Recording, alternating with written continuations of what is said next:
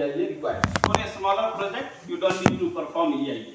For example, IIT Delhi में यदि कोई साइकिल स्टैंड बनाना हो, कोई बस स्टॉपेज बनाना हो, तो we don't need to go for the EIA because it's a very small project.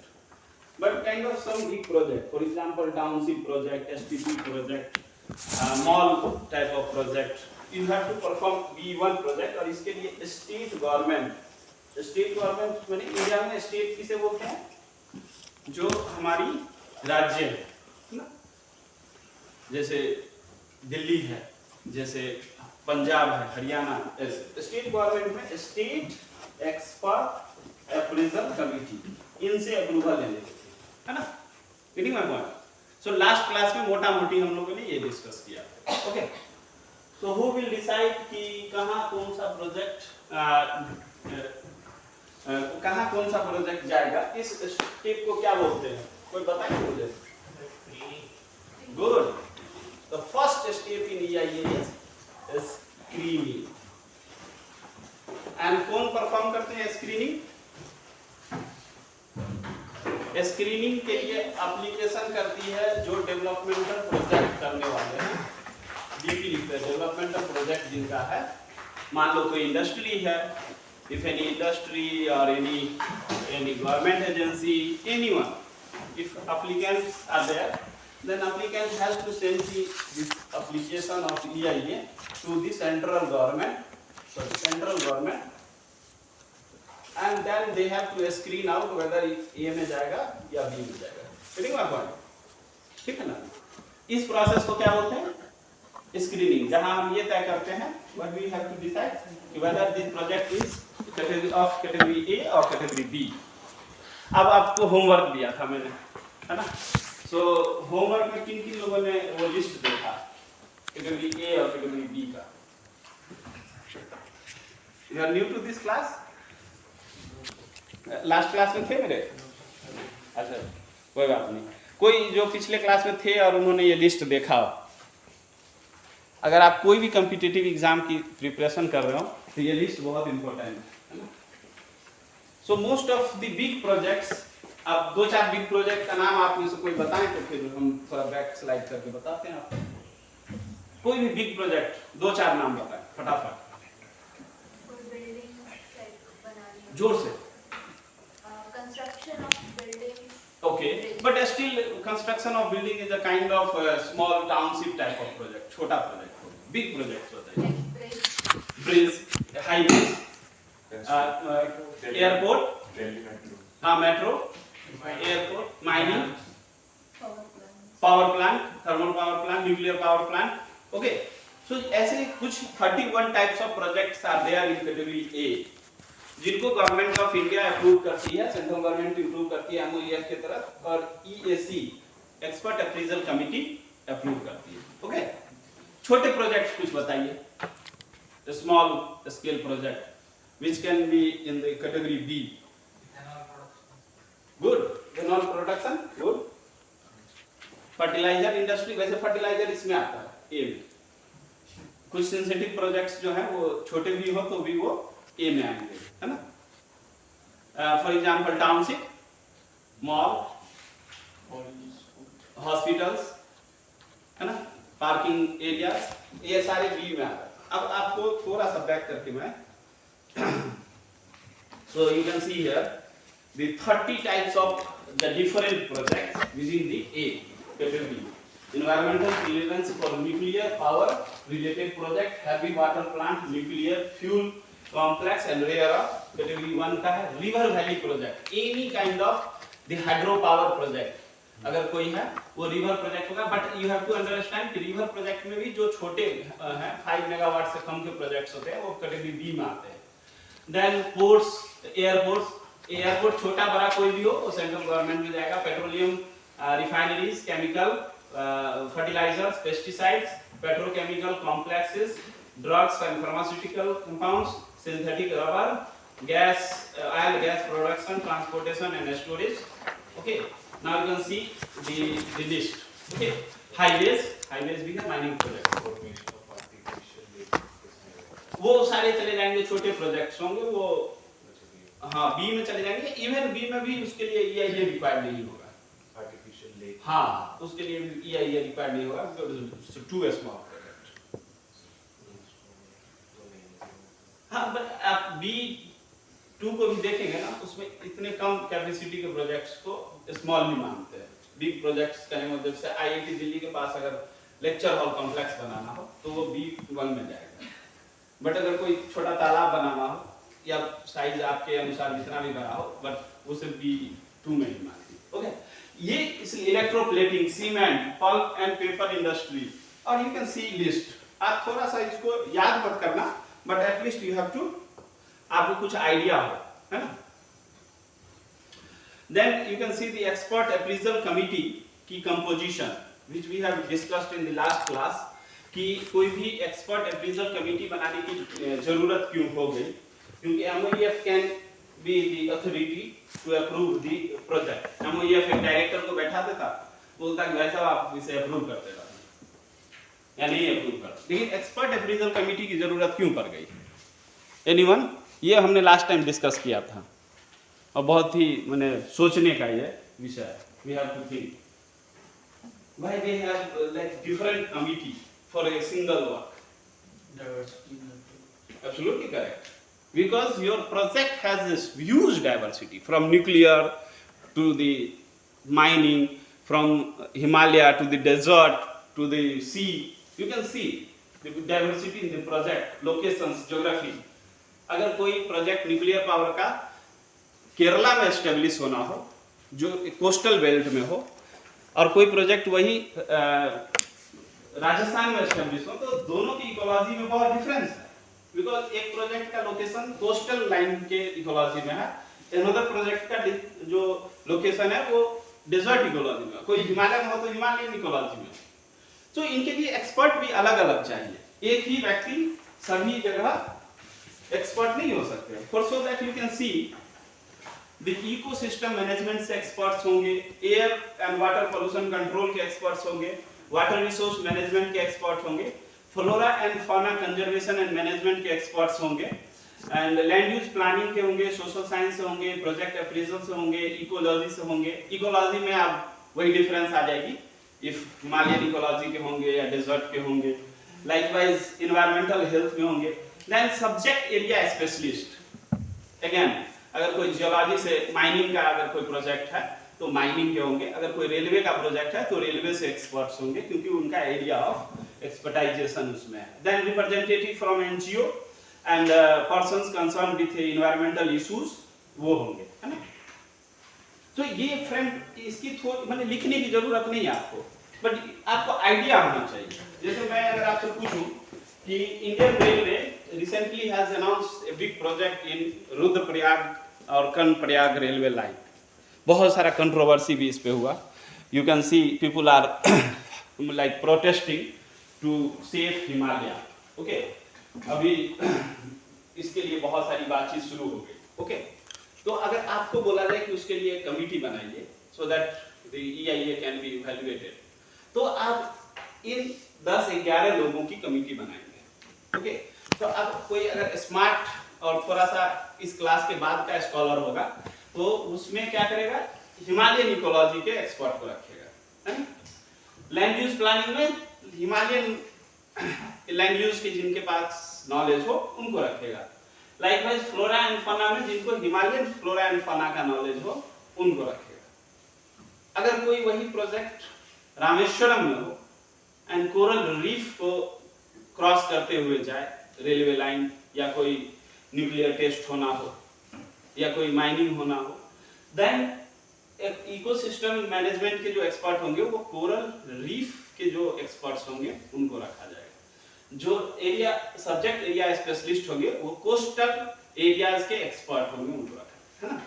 तो लास्ट टाइम मैंने क्वेश्चन एक पूछा था इसमें एग्जाम में कि आप 2-3 प्रोजेक्ट्स का नाम दिया था मैंने और बोला था कि इसके लिए कंपोजिशन इसके एक्सपर्ट कमिटी को कंपोज कीजिए, क्योंकि ये आपके व्यू पे है। ज्यादातर लोगों ने एज इट इज यही लिख दिया, और जिन लोगों ने एज इट इज ऐसा लिखा उन्हें 1/2 हो गया मार्क्स। क्यों? क्योंकि एज इट इज नहीं लिखना है। दिस इज यही तो इस क्लास की ब्यूटी है कि आप इसको समझें कि what is the diversity of project. For mining, if you are suggesting the same panel, and for the railways line project if you are suggesting the same panel, then logically आप class को नहीं समझ पाए, है ना. So इसमें अगर कोई क्वेश्चन हो तो आप बताइए, लास्ट क्लास का ही है. Then we will move forward today. Okay. So today we are going to discuss about the methodology. The first, if you see, the first step was screening. But what was the second step? Scoping. Good. Scoping is a process by which you are providing a term of reference, means simply a checklist or simply a guideline to your client so that they can perform EIA on ground. Okay. तो इसमें एक slide था, मैं इसको थोड़ा सा back करके आपको दिखाता हूँ.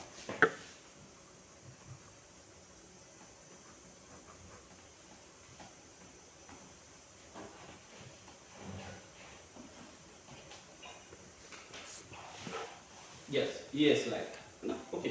Term of reference. So once आपने स्क्रीनिंग कर लिया तो आपने क्या किया, स्कोपिंग किया.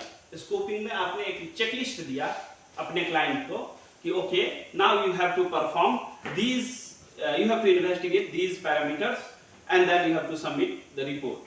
तो आपने बोल दिया उनको एयर क्वालिटी करने के लिए, वाटर की करने के लिए. अब चलिए एक क्लास में एक्सरसाइज कर लेते हैं, उससे समझ में आ जाएगा. ओके. थिंक कि this group is an industrialist, okay, and they want a cement factory in Bhilwara district, Rajasthan, okay, and all of you are government, okay. इन्होंने application submit किया आपको, okay, cement factory. What you will do? First you will perform the screening. तो आप क्या करेंगे, देखिए कि ये B1 में है या A1 में है, सॉरी A में है या B में है, और बी में है तो B1 में है या B2 में है. तो सीमेंट किस में आएगा, ए में आएगा. ओके. सो सीमेंट इंडस्ट्री ए में आया तो आपने क्या किया, सीमेंट इंडस्ट्री के बेस पे टर्म ऑफ रेफरेंस डिजाइन किया. टर्म ऑफ रेफरेंस करने का मतलब आप इनको आदेश दे रहे हैं, एक प्रकार से आप इनको चेकलिस्ट दे रहे हैं so that they can perform the basic as well as EIA. Okay. क्या क्या आप इंक्लूड करेंगे? हाँ ठीक है, शुरू से करते हैं, लॉजिकली करते हैं. ये बताएंगे कि प्लांट कहाँ है, geography, locations, okay, area affected या area covered by the plant, and then the how much waste will be generated. और कोई और बताएं फ्रेंड, और क्या क्या आप पूछेंगे? Social contact, social, okay, social implications. Anything else?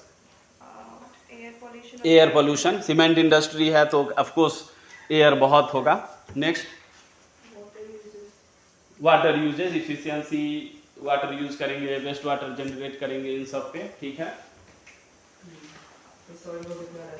Soil diversity, okay friend.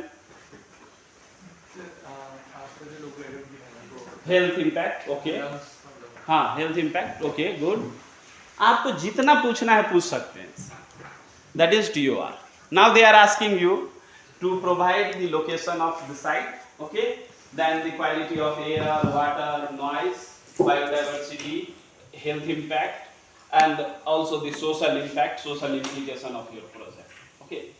ये जो इन्होंने बताया ना करने के लिए, you have to perform these parameters, you have to investigate these components of the EIA. That is called TOR, term of reference. Okay. अब यदि टर्म ऑफ रेफरेंस देखें सीमेंट इंडस्ट्री के लिए हो तो लॉजिकली एयर पोल्यूशन पे ज्यादा focus होगा, है ना.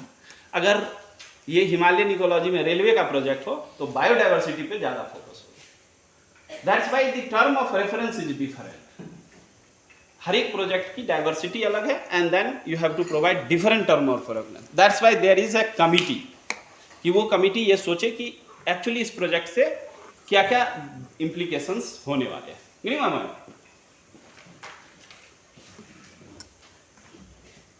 So the third step is the EIA. Third step is basically the baseline data collection and impact assessment. अब ये थर्ड स्टेप ऐसा है ना जो ये मान लीजिए इंडस्ट्रियलिस्ट है, और इंडस्ट्रियलिस्ट हैं, इनके पास बहुत पैसा है इस ग्रुप के पास, बट दे डोंट हैव एक्सपर्टाइजेशन कि वो बेसलाइन, इवन की एक्सपर्टाइजेशन भी हो तो दे डोंट हैव मोटिवेशन कि वो बैठ के EIA करें, बेसलाइन डेटा कलेक्शन करें या फिर EIA परफॉर्म करें. तो what they will do, they will hire a consultant. They will hire a consultant. Government has given guideline to perform the EIA process, and वो consultant उसी guideline को देख करके EIA को perform करेंगे. आज का क्लास उसी guideline पे है ना? So nothing innovative and nothing exceptional, just a guideline. Sir ये EIA और life cycle assessment. Yes friend.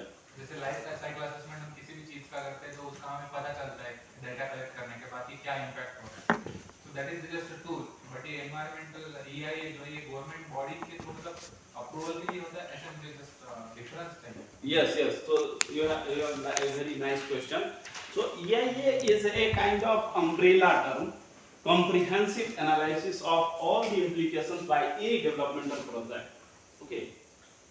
And life cycle assessment is a kind of assessment for a product and process, which is a kind of concentrated study. Means आपको एक roadways का life cycle assessment करना है. ये है कि उस roadways के कारण क्या-क्या implications हो रहे हैं environment पे, इनकी असेसमेंट करना है. So EIA is enforced under rule Environmental Protection Act and notification EIA notification 1994 and 2006. And recently amendment draft भी हुए 2020 में. Okay, but life cycle assessment is kind of complementary assessment, rule के अंदर enforce नहीं. जैसे IIT Delhi को यदि कोई lecture hall complex बनाना है तो EIA is a mandatory to perform, but life cycle assessment is their own choice. उनको मन है कि इस बिल्डिंग का जितना हम कॉस्ट इन्वेस्ट कर रहे हैं क्या इतना उसकी कॉस्ट बेनिफिट हो पाएगा, लाइफ साइकिल की क्या है, वो करने को तब करेंगे. लाइकवाइज प्रोडक्ट के लिए इंडस्ट्री में करते हैं. But EIA is mandatory for everyone, even you are from government. आप जानते होंगे कि रिसेंटली 4 धाम यात्रा प्रोजेक्ट एक बहुत बड़ी कंट्रोवर्सी में रही. रिसेंटली आप बहुत सारे प्रोजेक्ट्स देखोगे कंट्रोवर्सी में रहती है. सो गवर्नमेंट भी प्रोजेक्ट इंप्लीमेंट करना चाहे तो उन्हें EIA परफॉर्म करना होगा, उन्हें करना मैंडेटरी है इस नोटिफिकेशन. क्यों? क्योंकि इसमें कहा कोई भी डेवलपमेंटल प्रोजेक्ट हो, गवर्नमेंट सेक्टर का हो, प्राइवेट सेक्टर का हो, पर्सनल किसी व्यक्ति का हो, they have to perform EIA. तो 4 धाम यात्रा प्रोजेक्ट जो अभी आने वाली थी, अब देखो उसमें हिमालयन इकोलॉजी को लेकर कंट्रोवर्सी रही, तो उसमें गवर्नमेंट को भी EIA परफॉर्म करना पड़ा. EIA के बाद ही उनके अप्रूवल्स मिलते हैं, है ना. So friend, you can see here four different methodology we do have to perform the EIA. is a methodology, है ना. ये मेथड को फॉलो करके आपको EIA परफॉर्म करना है. The first thing is checklist method, second is the matrix method, fourth is the flow chart and network method, and fourth one is GIS, third one is the flow chart. Okay, ये 4 ही method हैं जो EIA notification में methodology में describe है. और इसमें आप कुछ भी अपने ओर से इनोवेटिव नहीं कर सकते. मान लीजिए if you are a consultant to Adani group, आप बोले नहीं हम तो एकदम नए सॉफ्टवेयर के साथ आए, हमने अपना डेवलप किया सॉफ्टवेयर और हम इस सॉफ्टवेयर से EIA करेंगे, बट वो एक्सेप्टेबल नहीं होगा गवर्नमेंट के. जब ये POR जो आपको दिया है वो चेक करेंगे तो वो एक्सेप्ट नहीं करेंगे. ओनली 4 मेथड से ही EIA परफॉर्म करने का हमें एक प्रैक्टिशनर को अलाउड है. ओके, अगर इस 4 के अलावा कुछ भी आप एडिशनल कर जाते हैं तो वो थोड़ा सा ज्यादा हो जाएगा. पता चला आपका क्लाइंट भी चला गया और गवर्नमेंट ने अप्रूवल भी नहीं दिया, है ना. So you have to understand this 4. First is the checklist. नाम से ही आप यू कैन सी द नाम itself is a meaningful. Checklist means you have kind of a checklist, only you have to provide answer. Okay, जैसे इस project के आने से एयर पोल्यूशन होगा, yes, no, like that. Okay, so in the checklist you have 2 type of checklist. Okay, हम इसे बना भी सकते हैं अपने नोटबुक पे. मैंने इस पर लिखने के लिए नहीं बोला, we can design our own. So you can see only the simple questions and you have to provide relevant answer in the yes or no. Okay, for example, कोई एक प्रोजेक्ट है, have the adopt type of impact been investigated so far as they affected the following. अब इन सारी चीजों को बताया affect कर रहा है क्या, तो आपको आंसर देना है yes no. Okay, this is a simple checklist method. Okay, अभी रेलवे लाइन के लिए अगर we want to develop a checklist method and EIA perform करना हो, तो व्हाट वी विल डू, अगर कर्णप्रयाग से रुद्रप्रयाग रेलवे लाइन जाएगी तो क्या वहाँ के एयर पोल्यूशन पे कुछ इम्पैक्ट होगा, तो लिखना है yes no. That is simple. In a descriptive checklist you have to justify this yes और no in a given numbers. Okay, for example you can see here the topography. Now you have to put whether it is a water topography, plain topography, mountain topography, hilly topography or others. Okay, तो आपको इसमें क्या करना है, answer में actual description में you have to write 1 2 3 4. यदि कोई लेक पे साइट है तो you can 1, रिवर में है तो 1, हिल में है तो 2, likewise. Okay, so simple checklist में simply yes or no में आंसर देना होता है. In a descriptive checklist you have to provide some kind of justification and some more detail like coordinates of the site, the area and the land use. In land use you have to analyze whether the agriculture land or wasteland or water bodies, forest, habitat settlement, commercial, industrial, likewise. Okay, some honor information, some historical views, likewise. Okay, this is the only difference between the checklist as well as descriptive method. तो अभी क्या करते हैं कि you know always कभी for example IIT Delhi is a big ecosystem. Okay, अगर यहाँ पे कोई एक नया बिल्डिंग बन भी रहा तो स्टेट गवर्नमेंट को उतना ज्यादा इशू नहीं है. तो जो TOR आएगी, term of reference, they will allow you to do only checklist method. तो आपको बस ये चेकलिस्ट से असेसमेंट करके उन्हें रिपोर्ट को सबमिट कर देना. ओके, लेकिन अगर IIT दिल्ली में कोई न्यूक्लियर रिसर्च फैसिलिटी डेवलप हो रही है जो कि बहुत सेंसिटिव हो, तो उसके लिए कोई और मेथड या सभी मेथड्स को भी रिकमेंड किया जा सकता है.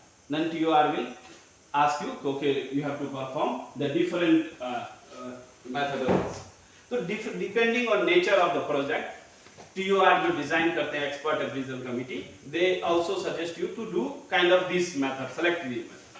लेकिन ये नहीं उनका होता है कि आप बहुत परेशान कर दिया, पता चला बिल गेट्स को मन कर गया डॉली चाय वाले के साथ एक बहुत बड़ा कंपनी लगाने का, और आप लोगों ने उन्हें बोला कि no you have to perform all the method. अब डॉली चाय वाले परेशान हो गए, हम कहाँ जाएं, किनके पास जाएं, एंड देन वो प्रोजेक्ट ही नहीं implement. So government always balance these implications with the ability or simplicity of the methods we have to adopt. नहीं तो अभी देखो फॉर एग्जांपल आप में से question, let me ask you one question.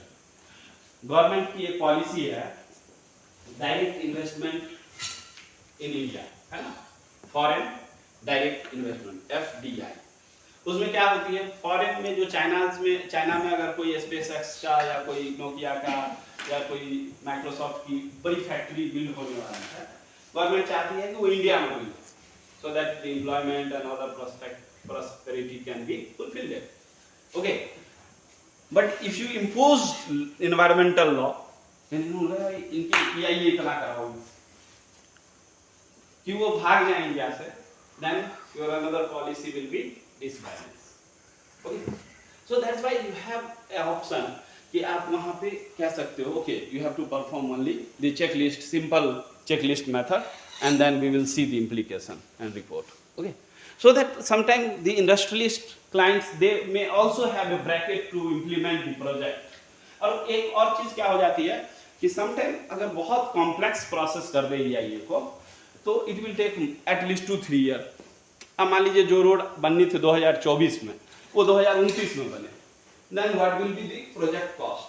Difference होगी ना, जो सीमेंट की रेट आज 200 रुपये बोरी होगी वो 250 हो जाएगी. Then your project cost will be different. Then client, all the industries, they will have the different type of pressure due to EIA. So government इसमें इसको बैलेंस करती है कि okay, we will take care of the environment, but at the same time we will also facilitate the application or the client so that they can have also a relaxed kind of things. Okay, so ये इसलिए कभी-कभी इस method को use करते हैं. Now here you can see the checklist method के कुछ example you can see here. Okay, और आप इसको आप बना सकते हो. मैं आपसे पूछूं how many of you are agree with my statement that you can develop your own checklist for any project? कितने लोग कर लेंगे खुद से? नहीं तो एक प्रैक्टिस करते हैं बोर्ड पे. किसी भी प्रोजेक्ट के लिए अगर चेकलिस्ट मेथड डिजाइन करना हो कितने लोग कर लेंगे? हाथ खड़ा करते हैं. एक भी नहीं. चलिए फिर से शुरू करते हैं. So there are 4 method. First is the checklist method. Within the checklist method, we do have 2 type of checklist. One is a simple checklist and another is descriptive checklist. Okay. In a simple checklist, you have to design a question in the way so that answer will be in yes or no format. Okay. अब जैसे for example लेते हैं IIT Delhi के director sir ने invite किया कि एक नया बिल्डिंग बनाया है ना. अब चेकलिस्ट बनाते हैं, सिंपल चेकलिस्ट. ओके. सो पहला क्वेश्चन क्या होगा? पहला क्वेश्चन होगा ना कि क्या इस बिल्डिंग के बनने से किसी भी स्टूडेंट पे कोई रिस्क है? आंसर में हमें क्या लिखना होगा? यस या नो. ओनली यस और नो. यदि कोई रिस्क है then we can write yes, and if there is no risk then we can say no. क्या इस बिल्डिंग के बनने से कोई कैंपस में एयर पोल्यूशन होगा? Then what you can say? Yes और नो. सो इस तरह के चेकलिस्ट जब आप बनाते हैं, when you are designing this kind of checklist, then it's a simple checklist. Okay. The second same questions को हम लेते हैं अब डिस्क्रिप्टिव चेकलिस्ट कि IIT दिल्ली के इस बिल्डिंग के बनाने से स्टूडेंट पे रिस्क होगा. 1 बहुत कम रिस्क होगा, 2 मॉडरेट रिस्क होगा, 3 हाई रिस्क होगा, 4 hazardous disaster kind of risk होगा. Then you have to fill 1 2 3 4. That is a descriptive checklist. Okay. Anyone? चलिए तो अब कोई एक आप लोग बनाइए. then let me ask you one example. Maybe the airport. Okay, airport अभी भारत में बहुत बन रहे हैं. So maybe in any city. Okay, कोई एयरपोर्ट बन रही है. Then what will be the questions? For example 4-5 question लेते हैं, उसका बनाते हैं. एयरपोर्ट के बनने से नॉइज पोल्यूशन होगा? Yes, no. That is simplistic. Any other question? हाँ फ्रेंड, कोई भी क्वेश्चन. यस, क्या वो बायोडाइवर्सिटी को अफेक्ट करेगा इस प्रोजेक्ट से? Yes, no. यदि बहुत सारा लैंड क्लियर करके एयरपोर्ट बनेगा तो उसका आंसर यस हो जाएगा. नहीं होगा तो नो हो जाएगा. अगर कोई बैरन लैंड पे बन रहा है तो नो भी हो सकता है. हाँ, कोई और क्वेश्चन? हाँ, फिर देन यस और नो. ओके. अब डिस्क्रिप्टिव में आते हैं, चेकलिस्ट के डिस्क्रिप्टिव में. उसी क्वेश्चन को फिर से लेते हैं. पहले आपका क्या क्वेश्चन था? Noise pollution. नॉइज पोल्यूशन कितने डेसिबल में होगा? 10 से 50, 50 से 100, 100 to 200 एंड एक्सट्रीम. ये हो गया आपका डिस्क्रिप्टिव. ओके. दूसरा क्वेश्चन क्या था? बायोडाइवर्सिटी. हाँ, अब इसको डिस्क्रिप्टिव में कैसे करेंगे? कितनी एरिया क्लियर करनी पड़ेगी? हाँ. कितना अवेलेबल है, फिर कितने पेड़ मे बी काट. तो इसका आंसर यस या नो में हो तो सिंपलिस्टिक है, बट डिस्क्रिप्टिव बनाना हो तो less than 100 hectare, 100 to good. So less than 100 hectare, or maybe the other impact, if 100 of trees cut होंगे, 200 होंगे, 500 होंगे, 1000 होंगे, thousands में होंगे. So you have to fill 1 2 3 4 likewise. Okay. कितने लोगों को घर हटाना पड़ेगा. वो भी. ये पहला क्वेश्चन होगा क्या हटाना पड़ेगा? Yes, no. That is simplistic. कितने लोगों का हटाना पड़ेगा? Then 100, 2000, 3000. That is descriptive. Okay. तो अब समझ गए. एनी डाउट, एनी क्वेश्चन, कुछ भी पूछ सकते हैं. एग्जाम में कुछ से कुछ लिखने से अच्छा यहाँ पूछ सकते हैं ना. Good. Now friend, after checklist method, but here you have to see checklist method ना ऐसे प्रोजेक्ट्स पे इम्पोज किए जाते हैं, ऐसे प्रोजेक्ट्स को दिए जाते हैं जिनको तय होता है कि ये प्रोजेक्ट पास हो जाएगा। मतलब it's nothing interesting kind of thing है, जैसे आईडी दिल्ली में कोई बिल्डिंग बन रहा हो, या इंदिरा गांधी एयरपोर्ट का कुछ एक्सटेंशन हो, या कोई पेट्रोकेमिकल इंडस्ट्री है उसका कोई नया बॉयलर अटैच करना हो, गेटिंग माय पॉइंट। सो ऐसे प्रोजेक्ट्स को इसे सिंपलिस्टिक मेथड दे करके निपटारा करते हैं, ये आपको ध्यान रखना। Then second is a kind of matrix method. Okay, in this matrix method, now it's a little complex, तो थोड़ा सा complex होगा। Complex क्या होगा? इसमें तीन चीजें, three factors are going we have to introduce. First is the magnitude and then the importance.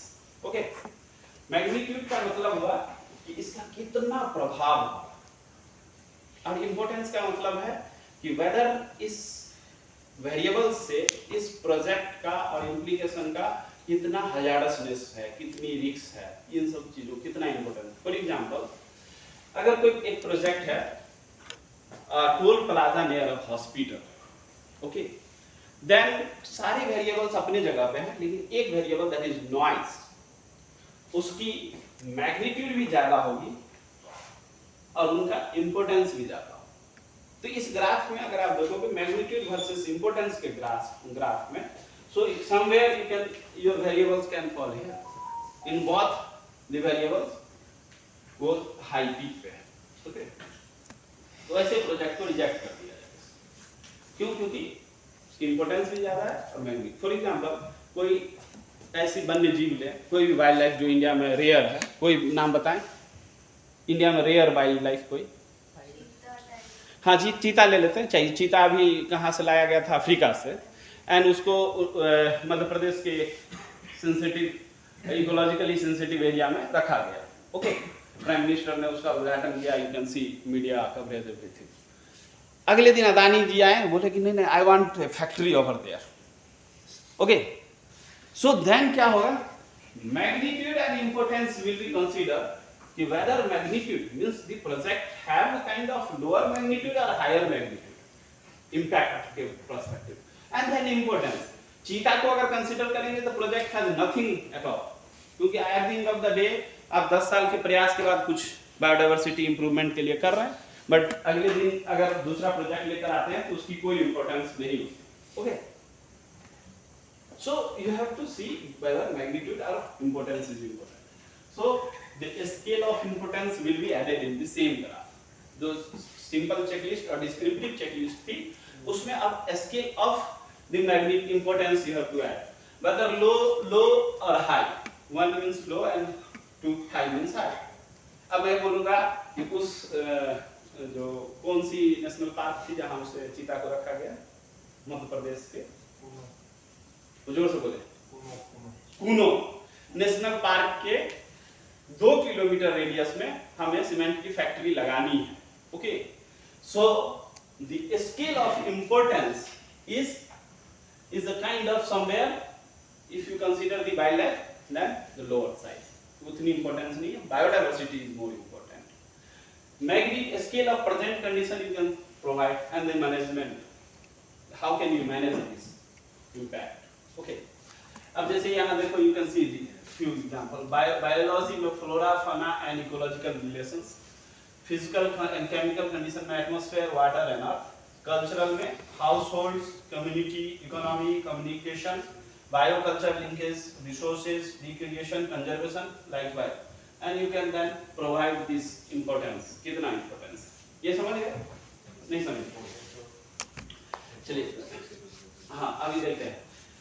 मैं बोलूँगा आपको कि आपके लिए एक मैं ड्रिंकिंग वाटर प्लांट एस्टेब्लिश करना चाहता हूँ। Okay, which will add the quality water to your life. Okay, तो what you will do, first आप देखेंगे कि इसका कितना इंपॉर्टेंस है हमारे life. Quickly you will analyse कि okay it's very important for us because at the end of the day I have to drink the quality water. Likewise STP अगर हमें इंस्टॉल करना है टू ट्रीट योर, आप जाएंगे gate number 1 of IIT Delhi, smell करता है वहाँ पे वो नाला जो गुजर रहा है। अगर उस नाले के पास यदि आप ट्रीटमेंट प्लांट एस्टेब्लिश करना चाह रहे हैं, तो उसका क्या इंपॉर्टेंस है, that is your value within 1 M, highly important है या जीरो इंपॉर्टेंस है, तो आप उसमें रेट करेंगे 5। तो सारे एस्पेक्ट्स के लिए अलग-अलग हाँ, सारे एस्पेक्ट के लिए अलग करना है। 5 इसमें से किस water So your water treatment plant will have the higher importance because you are at the end of the day treating or managing the contamination. Okay. Then if you see the magnitude, sir नहीं sir बाकी जैसे biological flora fauna में उसमें importance कितनी बनेगा? हाँ, तो flora and fauna में हो सकता है कि फ्लोरा फौना के लिए इंपॉर्टेंस नहीं हो सकता है नॉइज के लिए इंपॉर्टेंस नहीं हो, but you have to provide all the data, all the variables. Okay. And then you have to analyze whether it is acceptable or not. Okay. अब जैसे फॉर एग्जांपल एक दूसरा एग्जांपल लेते हैं सीमेंट इंडस्ट्री का, या हाँ सीमेंट इंडस्ट्री का लेते हैं। सो सीमेंट इंडस्ट्री में देखेंगे कि most of parameters will have a kind of medium range of importance, but only air quality will have the higher magnitude and the lower importance, the higher importance and higher magnitude. Air quality के implications ज्यादा होंगे, magnitude भी ज्यादा होगा। Okay, then you have to highlight air quality is the big problem due to this project. तो उससे क्या होगा कि हम उस पे मैनेज जो environmental management plan देंगे वो air quality dedicated environmental management plan. Okay, ये अब कितना टाइम अपने पास? हाँ, ये समझ में आया? नहीं तो फिर एक एग्जांपल लेते हैं।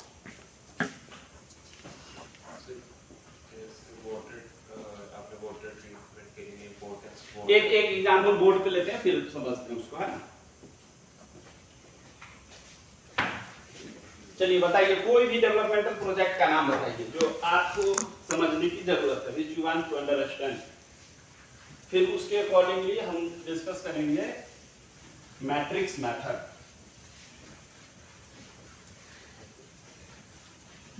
कोई भी प्रोजेक्ट सर फेल करना तो ठीक है सर, उसके बाद आप ये कैसे जज कर रहे हो कि कौन सा सही है कौन सा? अभी करेंगे ना इस पे।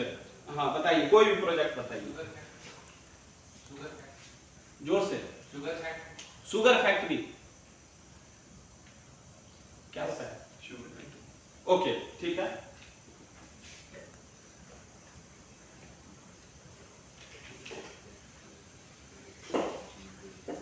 Sugar industry, okay.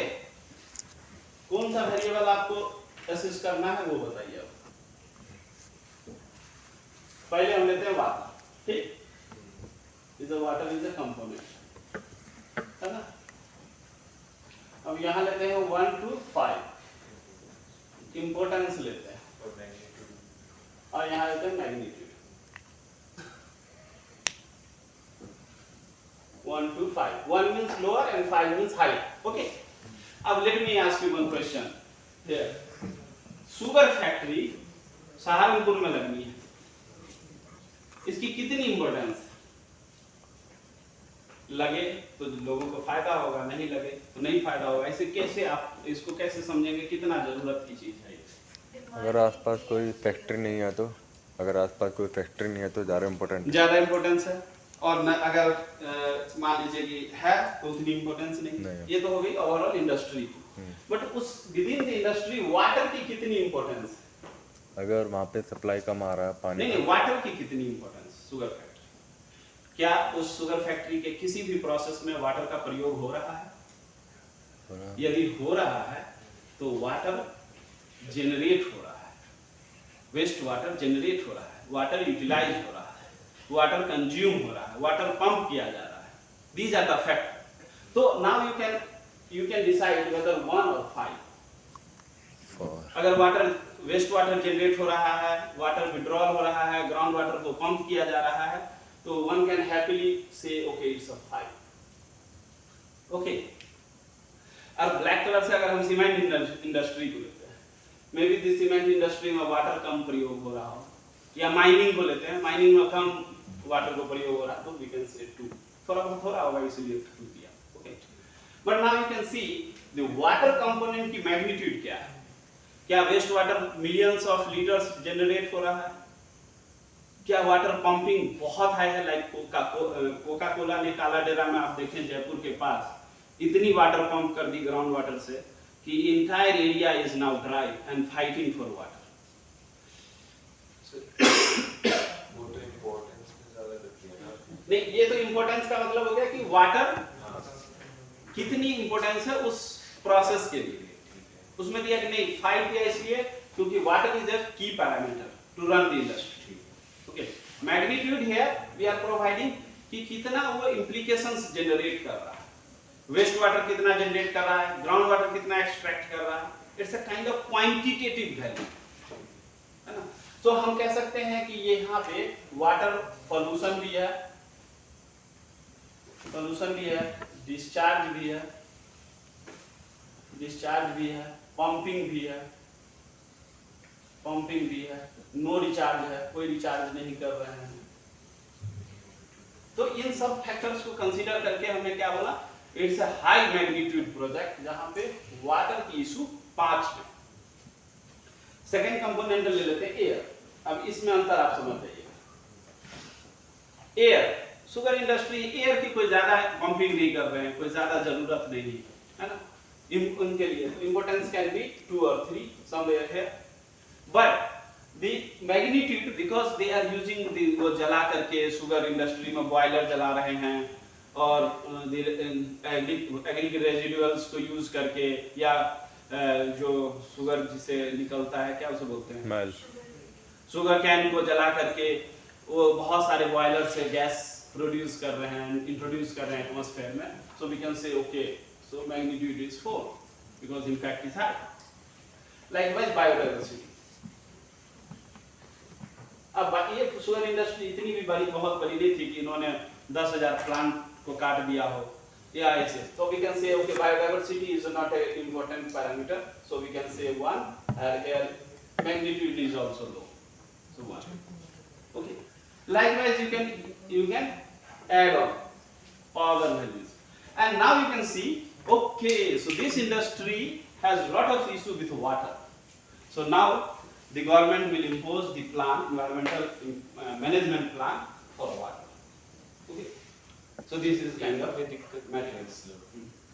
एयर भी तो मतलब मैग्नीट्यूड तो ज़्यादा प्रोड्यूस कर रही है, तो फिर प्रॉब्लम तो वहाँ पे भी होगी। वहाँ तो उसके लिए भी देंगे मैनेजमेंट प्लान, और each component we will give the management plan.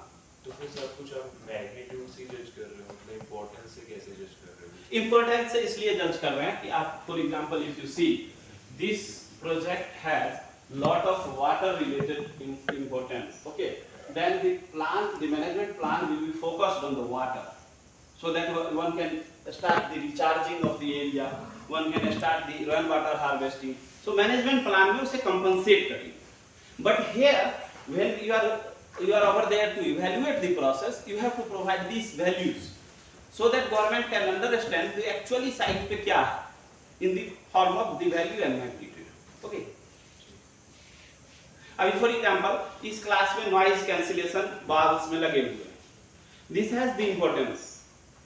अगर ये नहीं लगे होते तो you can give okay, so noise के लिए ये magnitude is also high and importance है क्योंकि अगले क्लास को डिस्टरबेंस हो सकती है। सो अगर इस चीज को देखा कि अरे ये तो 5 के नोट्स में आए हैं, तो यहाँ पे नॉइज कैंसिलेशन वाल लगा दिया, that is plan. Okay, matrix method समझ गए? Okay friend, so I have 2 option, one either 20 minute I have, I think yes 20-25 minutes, so whether we have to see this network method or the GIS method or still we can discuss, अभी जितना पर समझे वो discuss किया उसको discuss कर सकते हैं, या फिर 2 और मेथड है उनको समझ सकते हैं, अगले क्लास के लिए रख सकते हैं उसको, क्या आप प्रेफर करेंगे? क्योंकि now we are moving towards more the complex method, na? Okay, so can we stop here and start discussion on the simple descriptive or this matrix method? So checklist को network को and GIS method we will discuss in next class, but now we will see some examples for checklist and for matrix method. Okay, so थोड़ा सा पीछे चलते हैं।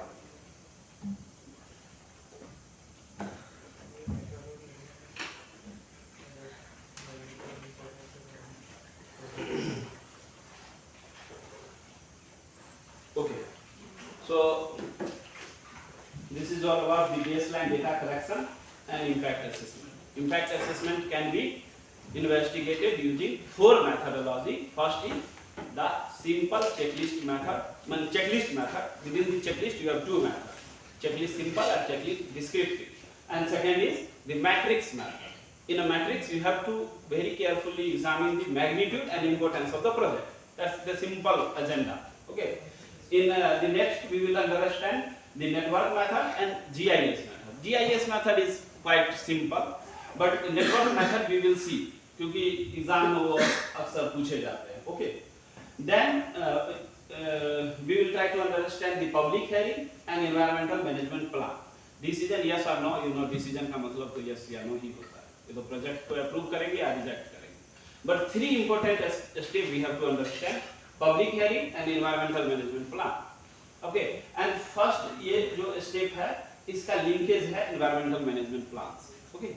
So we will try to understand the linkage as well. So friends, so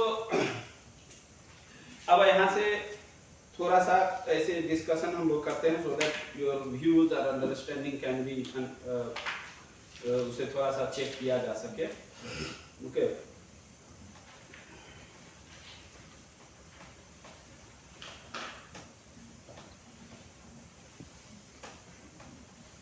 Sir, one question. If the consultant had prepared this matrix based on the factors, then the decision will be drawn by the government or the consultant will provide? No, decision will be taken by government. Okay. Decision government लेंगी, लेकिन decision अभी बहुत दूर है.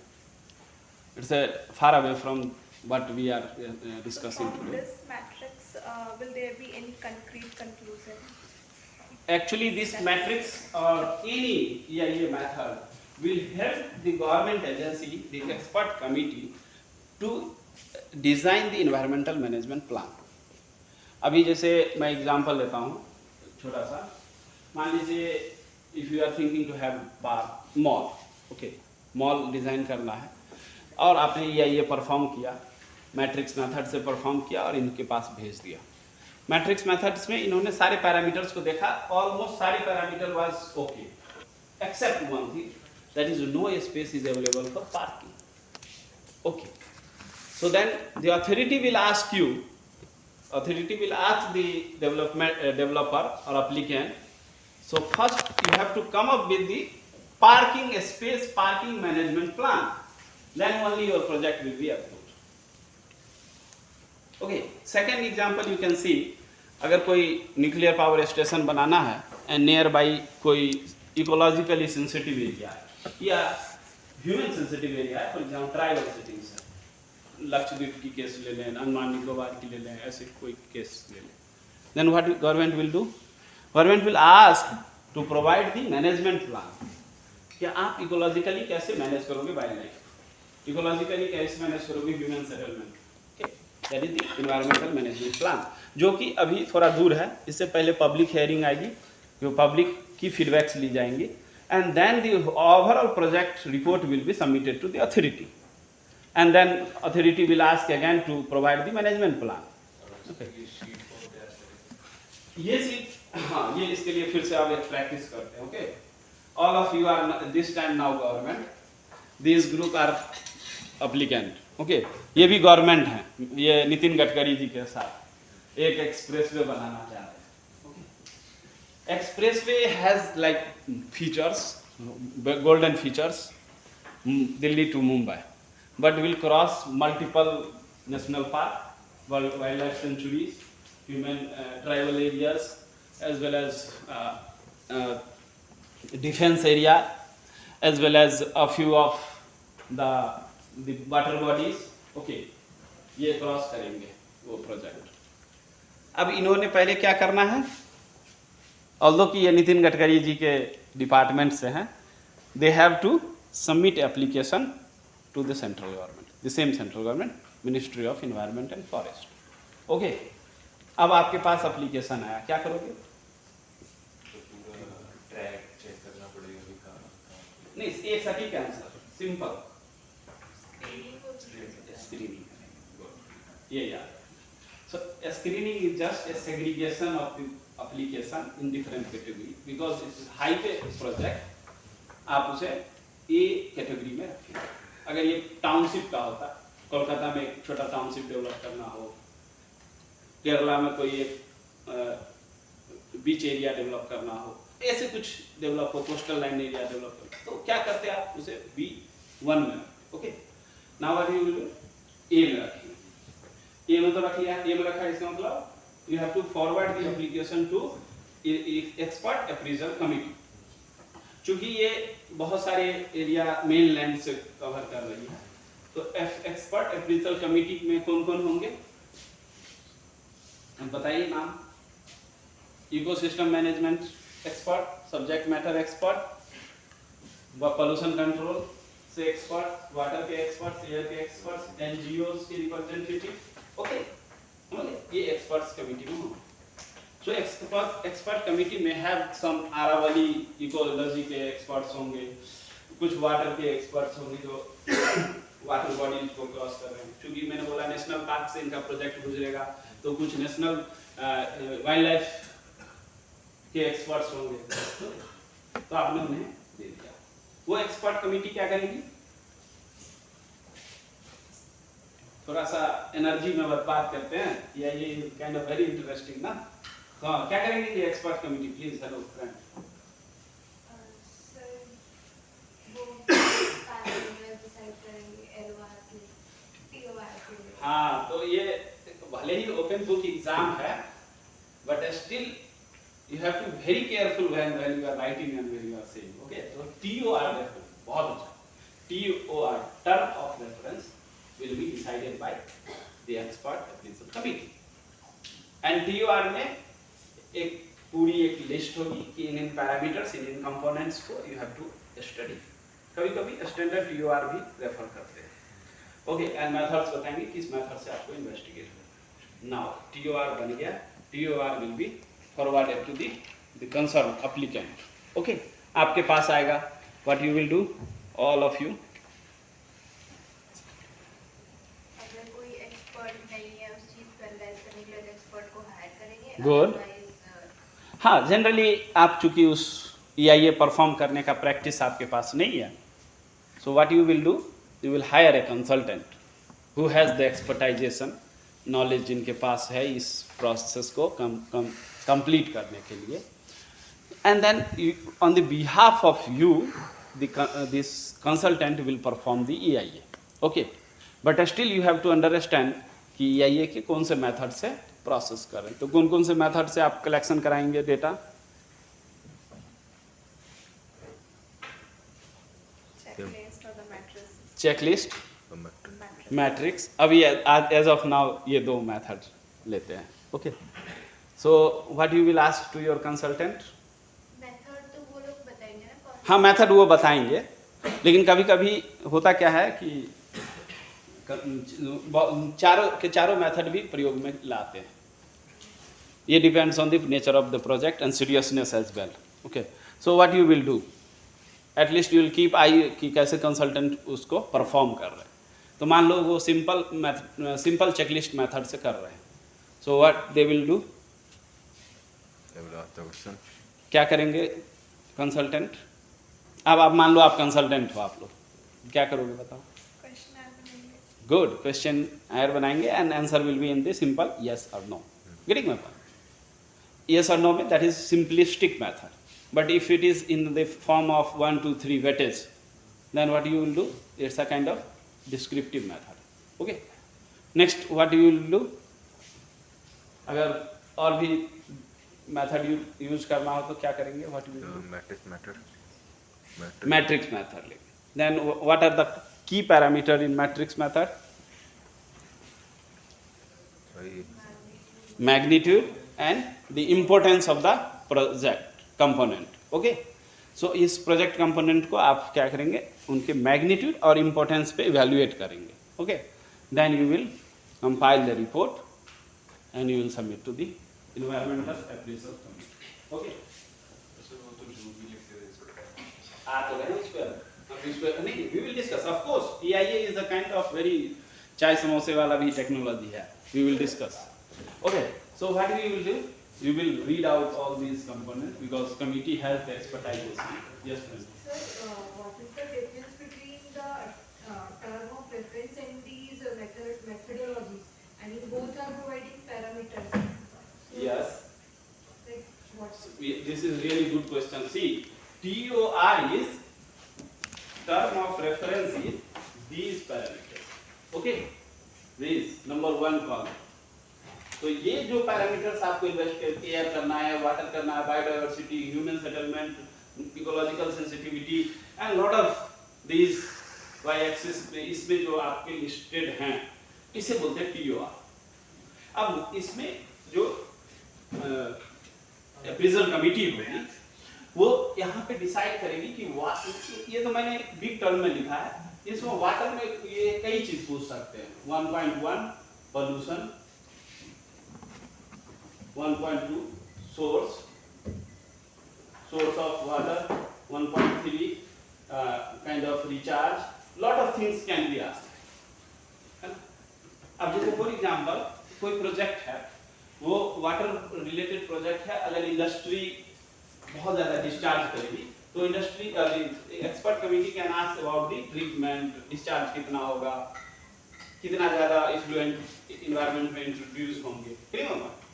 सो TOR जो committee देती है वो सिर्फ ये सारे पैरामीटर्स, ओके। एंड यहाँ जो हम वर्कआउट करके दे रहे हैं इस सीट को, इसे हम बोलते हैं मेथोडोलॉजी। ये अगर सिंपलिस्टिक यस नो वाला है seat, if you are designing yes no type of answer then it's a simple checklist method, okay। तब क्वेश्चन क्या होगा, वाटर पोल्यूशन होगा या नहीं, डिस्चार्ज होगा या नहीं, लाइक अगर इसी में आप 1 2 3 के फॉर्म में फॉर एग्जांपल बहुत डिस्चार्ज होगा, कम डिस्चार्ज होगा, ज्यादा बहुत कम डिस्चार्ज होगा के फॉर्म में दे रहे हैं, then it is descriptive checklist. But if you are adding the magnitude or importance, then it's a matrix method. Okay, matrix base में इसको कैलकुलेट कर। So ये क्लैरिटी हो गई ना। तो अब हम लोग कहाँ थे? हाँ, इनका था कि वो गड़बड़ी कर देंगे। देखिए, अब जब आपके पास वो लिस्ट आएगा ना, तो यू विल एनालाइज कि कौन-कौन से पैरामीटर्स हैं और क्या-क्या इन्वेस्टिगेशन और कितनी इंपॉर्टेंस एंड मैग्नीट्यूड पे है। Okay, you for cross check you have multiple regulatory bodies like by CPCB, like by Central Pollution Control Board। अगर आपको लगा नहीं इन्होंने वाटर पोल्यूशन का गलत डेटा दिया है, you can ask Central Pollution Control Board to verify the data। Appraisal committee can ask, experts can verify simply। अब इसमें एक और चीज बताता हूँ, the experts committee के पास रिपोर्ट आने से पहले एक public hearing will be perform, जो अगले क्लास में हम डिस्कस करेंगे। सो पब्लिक हियरिंग में क्या होता है friend, it's a open public hearing, उसमें समझते हैं, और पब्लिक ना कुछ बोल जाती है। Sometime it can be managed. कुछ समय होता है कि बहुत सारे इंडस्ट्रियलिस्ट पावरफुल होते हैं, तो पहले से बोल दिया डिस्ट्रिक्ट मजिस्ट्रेट को, चलिए पब्लिक हियरिंग कवर ही कर लेते हैं, 5 मिनट लगेगा उसमें।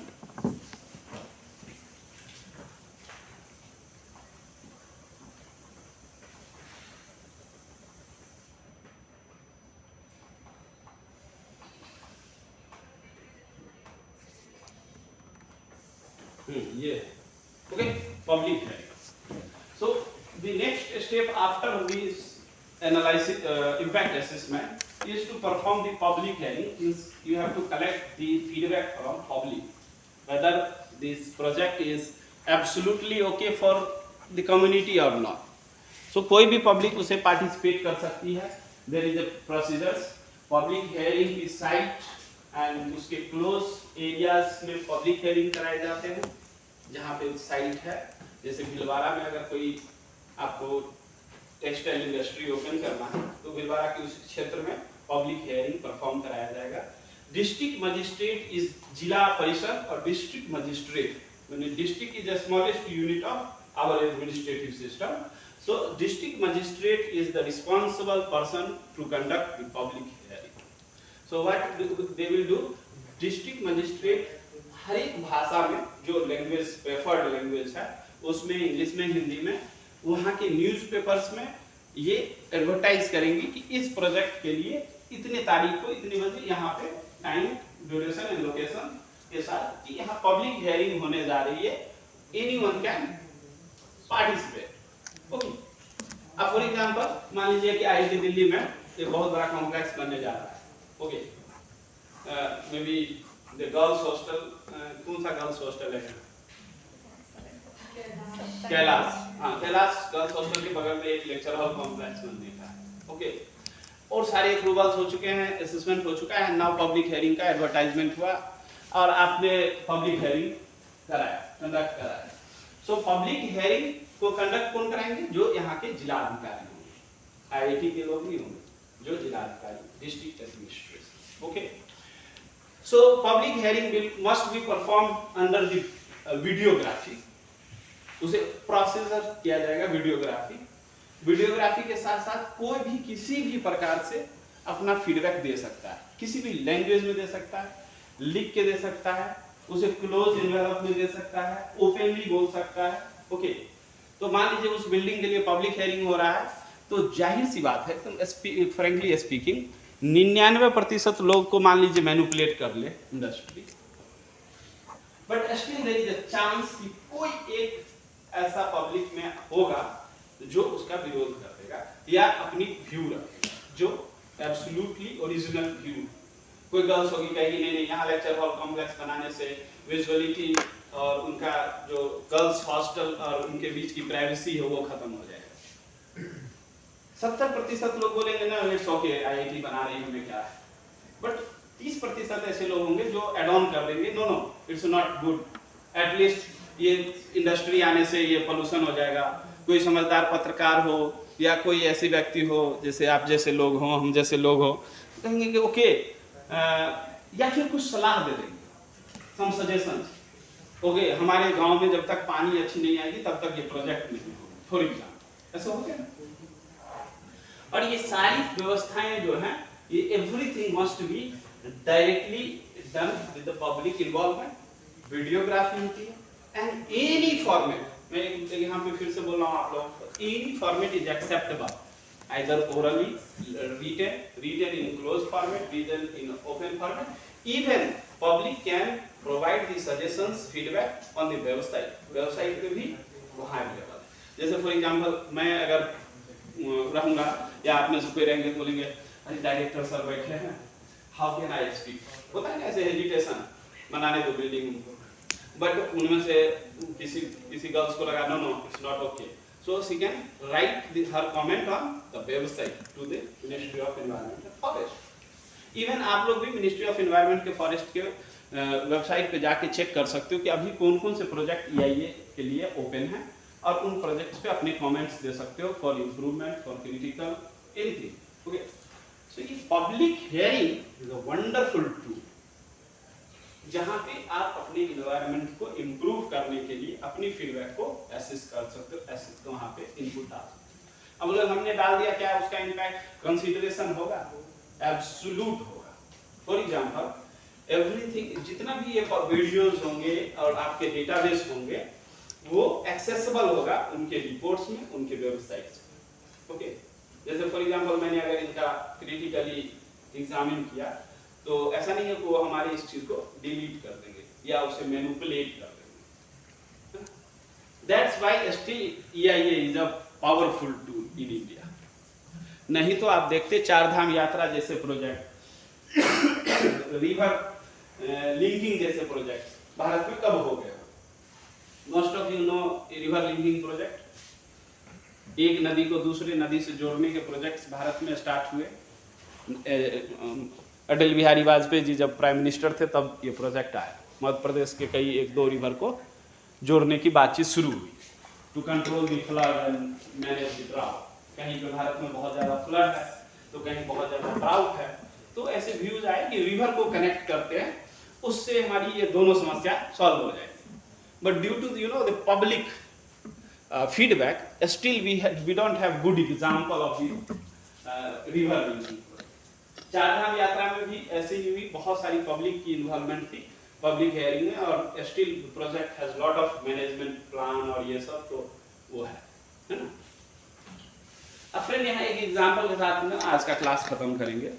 considering you all are like from IIT and having this background information, बहुत सारे लोगों को देखेंगे आप धरना कर देते हैं, protest, so one dimensional views के कारण होता है ऐसे, क्योंकि वो या तो सोचते हैं कि एकदम ही ये प्रोजेक्ट निगेटिव है, या बहुत लोग बहुत पॉजिटिव सोच लेते हैं, एकदम बहुत अच्छा प्रोजेक्ट है ना। तो ये दो प्रकार के अक्सर सोसाइटी में होता है, और इसके कारण आप देखेंगे बहुत protest are there in India, बहुत सारी स्टोरीज हैं, we do have Narmada story, Char Dham Yatra की स्टोरी, एंड आपको न्यूक्लियर पावर के कई देखेंगे कि even the late APJ Abdul Kalam was there, Andhra Pradesh में लोगों ने nuclear power thermal power plant को रिप्लेस नहीं करने दिया न्यूक्लियर से। तो ये पर्सनली इस चीज को अगर आप देखेंगे ना, व्यू करेंगे, बैलेंस करेंगे, so this your view can provide the management plan instant of restriction. Because अगर आईआईटी आज नहीं कोई बिल्डिंग बनाएगी तो कल बना 2 साल बाद बनाएगी तो उसकी कॉस्ट बहुत ज्यादा होगी। At the end of the day you have to pay your fees, public has to pay the tax.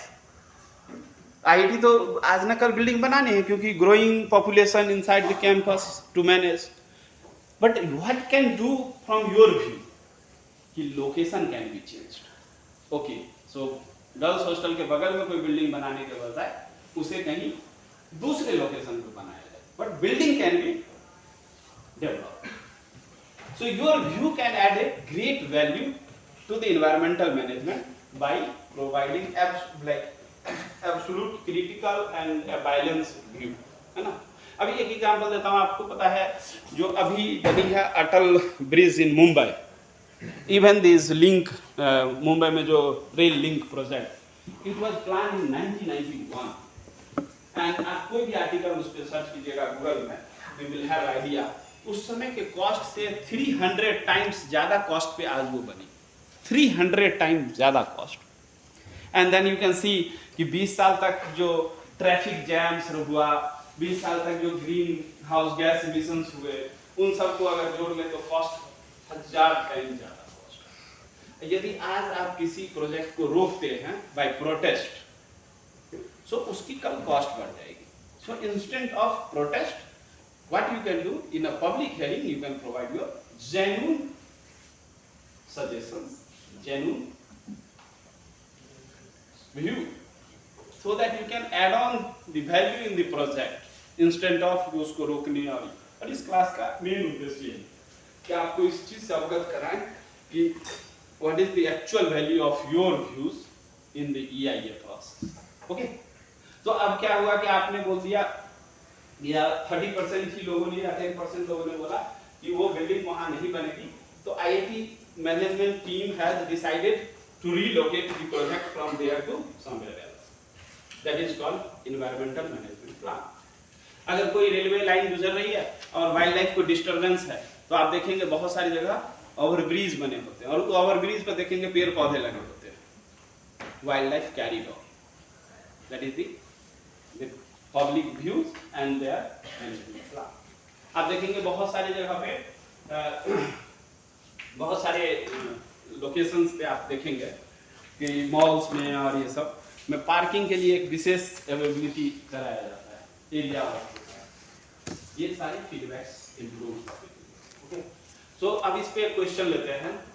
अब आपसे पूछा जाएगा, मैं ये सारी चीज़ें इसलिए डिस्कस करता हूँ क्योंकि लास्ट 3-4 सेमेस्टर का एक्सपीरियंस है इस सब्जेक्ट को पढ़ाने का, और स्कॉलर्स जो लिखते हैं आंसर वो बहुत जेन्युइन लिख देते हैं क्योंकि ओपन बुक एग्जाम है इसलिए।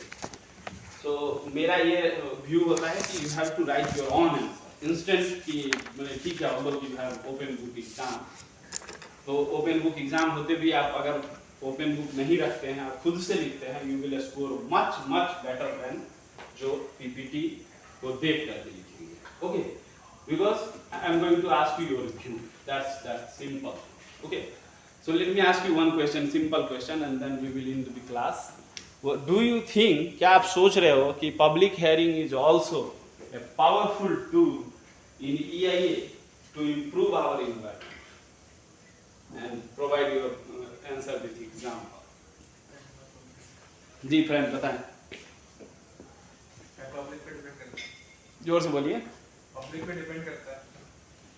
आप फिर वो सामान्य वाले आंसर हो। सर क्वेश्चन रिपीट कर सकते हो? पब्लिक हेयरिंग एक ऐसा प्रोसेस है जो पर्यावरण के लिए बहुत ही फायदेमंद है। आप अपना विचार दें विथ एग्जाम्पल। अगर कोई बिजनेसमैन है, उनको तो अपने बिजनेस बढ़ाने से मतलब है, बिना देखे कि आसपास क्या जा रहा है, तो ऐसे में public hearing important role play of course. मेरे पास 100,000 करोड़ रुपया है और मैं चाहता हूँ ये क्लास अभी खाली हो जाए। Is it possible? Will you not against मैंने आप मुझे वो नहीं करोगे, क्रिटिसाइज नहीं करोगे? मैं चाहूँगा कि मेरे पास hundreds thousands of crore rupees हैं और मैं मोबाइल फैक्ट्री लगाना चाहता हूँ और ये गांव यहाँ से हट जाना चाहिए। गांव हट जाएगी क्या? Just go through the Google story. एक है टेरी डैम का स्टोरी है। Tehri dam was builded in a area where more than thousands of village was there. Tehri dam जब बनाया गया तो वहाँ पे 1000 से ज्यादा गाँवें थी नीचे। ओके, प्रोटेस्ट हुआ, बहुत सारी चीजें हुई, है ना। चूंकि नेशनल इंपॉर्टेंस के लिए डैम्स था, डैम्स को बनाया गया, लेकिन at the same time the same villages was relocated and new Tehri city town अभी है वहाँ उत्तराखंड में। और वो टेहरी टाउन जो है हैज ऑन एयरपोर्ट, वो अपना उनका हेलीपैड है, wonderful hospital, school, everything are there due to ये। ओके, नर्मदा का केस तो you know better than me कि नर्मदा में क्या हुआ। नर्मदा में बहुत सारी बुक्स भी आए हैं। Narmada protest was kind of a big protest in India. Okay, so यहाँ क्वेश्चन ये है कि क्या पब्लिक हियरिंग से पर्यावरण को बचाया जा सकता है? और बचाया जा सकता है तो कैसे, ये क्वेश्चन। कोई भी फ्रेंड बताएं? एनीवन? तो वैसे तो पब्लिक हियरिंग का एनवायरनमेंट पे इम्पैक्ट होगा, हाँ, बट ओवरऑल देखा जाए तो डेवलपमेंट पे ज़्यादा इम्पैक्ट होगा, क्योंकि जो लोग हैं वो पार्ट ऑफ द डेवलपमेंट होते हैं। अगर उनको प्रॉब्लम होगी तो मैक्रो पर्सपेक्टिव में हम डेवलप्ड नहीं कहेंगे किसी डेवलपमेंट प्रोजेक्ट को। नहीं, क्लैरिटी नहीं है आंसर में। क्या कहना चाह रही है नहीं समझ में आ रहा। सिंपल है, सिंपल है। जब पब्लिक की फीडबैक को इन्वायरमेंटल मैनेजमेंट प्लान में EIA में कंसीडर किया जाएगा तो जाहिर सी बात है उसके लिए इम्प्रूवमेंट होगा। फॉर एग्जांपल, यदि पब्लिक बोलती है कि इस एक्सप्रेसवे को बनाने के साथ साथ आपको हर एक किलोमीटर में 5000 पेड़ लगाने हैं, पब्लिक बोलती है, तो वो लगाने पड़ेंगे उनको। अगर वो नहीं लगाएंगे तो उनको अप्रूवल नहीं मिलेगा। सिंपल। अगर पब्लिक बोलती है कि ये केमिकल की फैक्ट्री बनाने से पहले आपको एक बैरियर बनाने पड़ेंगे चारों तरफ, so that no Bhopal gas accident type of things can be happen, तो उन्हें बनाने पड़ेंगे।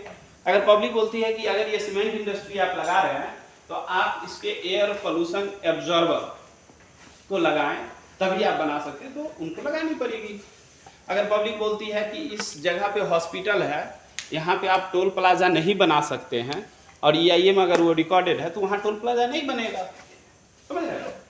सो इसका एब्सोल्युटली सिंपल आंसर है yes, public hearing is a powerful tool in EIA where public can provide a genuine, honest feedback so that the environmental management plan can be implemented. Simple. है ना? आप उसमें कोई मैनिपुलेशन हो जाए तो that is another thing. But if you say the rule, your word, your suggestion has a value in this process. यदि आप बोल देंगे कि नहीं इस गर्ल्स हॉस्टल के बगल में ये बिल्डिंग नहीं बननी चाहिए तो नहीं बनेगी, ये है इसमें। That's my question. ओके, थोड़ा सा क्या कीजिए, इसको होमवर्क कीजिए। What I would like to request all of you, कुछ स्टोरीज पढ़ के आइएगा, जैसे टेहरी डैम का स्टोरी, नर्मदा का स्टोरी, मुंबई में जो रेलवे लिंक बने, रोड लिंक बने, उनकी स्टोरी, ऐसे कुछ स्टोरीज, जैसे एल्यूमिनियम माइनिंग इन उड़ीसा का स्टोरी, ऐसे कुछ स्टोरीज पढ़ के आइए। and then we will discuss in the next class. Okay. Next class we will close the EIA. EIA को close करेंगे, 3 different topics को समझेंगे. First is the network method, second is GIS method, then environmental management plan. After these 3 methods, we will close, and we will also have some look of exceptional project. For example, defense project. Defense project में EIA कराने की जरूरत नहीं है. 4 धाम की यात्रा का जो प्रोजेक्ट है वो गवर्नमेंट ने अप्रूवल लिया है डिफेंस प्रोजेक्ट.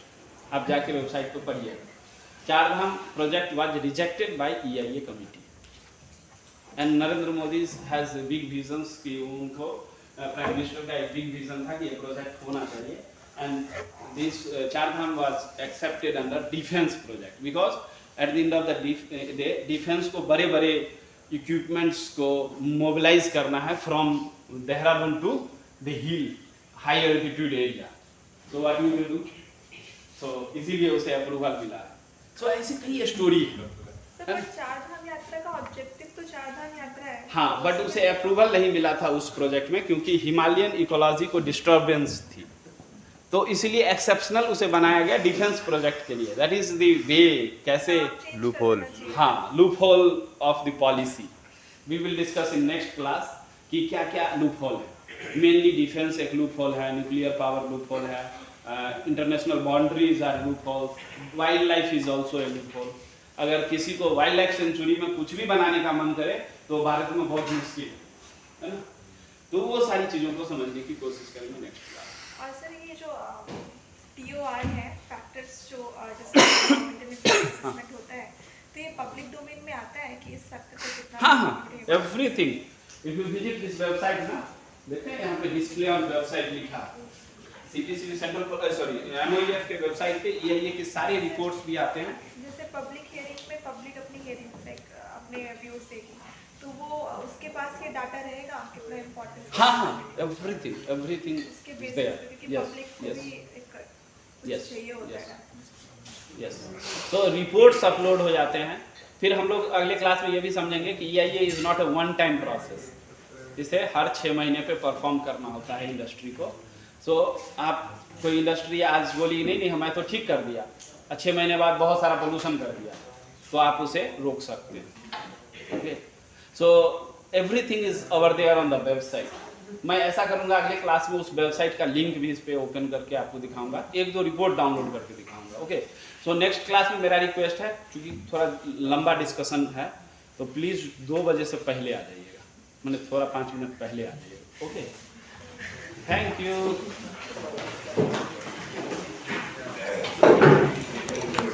अच्छा, अगर कोई क्वेश्चन हो तो मुझे ईमेल भी कर सकते हैं.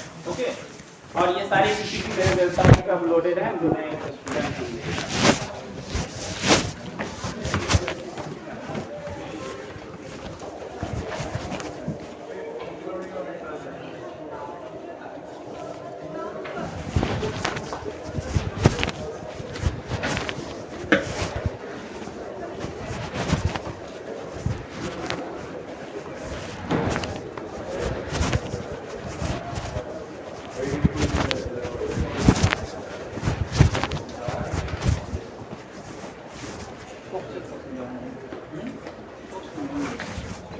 Run back to